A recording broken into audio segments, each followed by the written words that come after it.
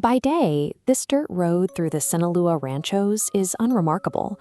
It's a place of buzzing motorcycles and rising dust, a mundane path that behaves exactly as a road should. But locals tell a different story about what happens after the sun sets. They say the road stretches, that it warps its own length to lead travelers toward places that aren't marked on any map.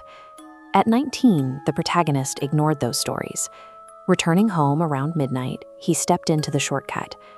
The night was eerily still. No wind, no owls, just the rhythmic crunch of gravel beneath his boots. 20 minutes in, he reached the halfway point, a bone-dry, gnarled tree marked with a splash of white paint. Its trunk was twisted into a shape like a screaming torso. He kept walking. 5 minutes later, his flashlight hit that same white paint. He picked up the pace, his heart hammering, only to find the light cutting through the dark to reveal the tree for a third time. The geography had effectively detached from the rest of the world. It's as if the road had become an isolated pocket of reality where the laws of distance and direction no longer apply. He wasn't on a path anymore. He was walking a treadmill of dirt, trapped inside a broken piece of geometry that refused to let him reach the end. The disorientation soon turned into something more personal. Behind him, just beyond his flashlight's beam, he heard rhythmic footsteps mimicking his own pace. When he stopped, the sound stopped instantly. When he ran, the footsteps behind him broke into a sprint.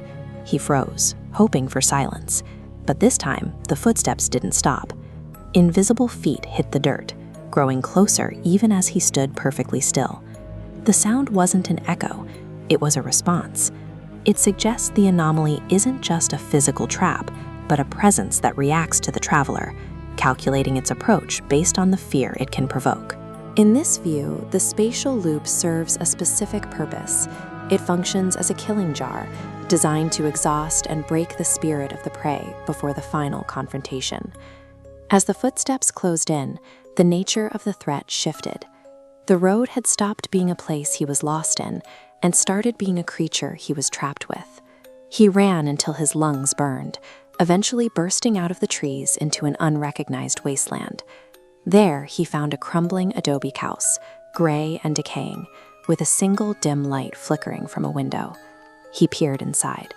A group of people sat around a wooden table in absolute silence. They wore heavy, coarse fabrics from another century, and their faces were blurred and featureless, like melting wax. With a synchronized mechanical jerk, every head at the table turned at once. Their dark, hollow eyes locked onto his. He sprinted back into the darkness, praying until his legs finally gave out.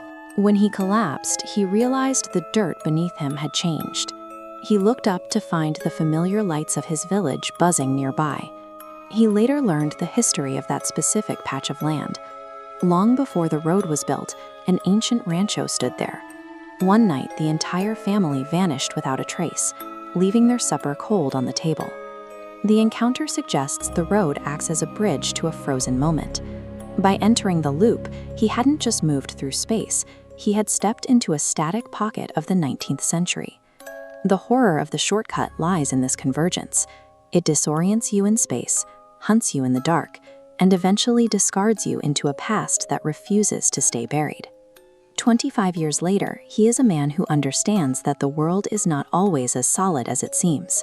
He survived, but he lives with the knowledge of what waits in the shadows of the ranchos. He never took the shortcut again.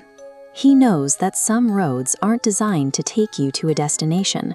They are designed to claim permanent residence for a time that no longer exists.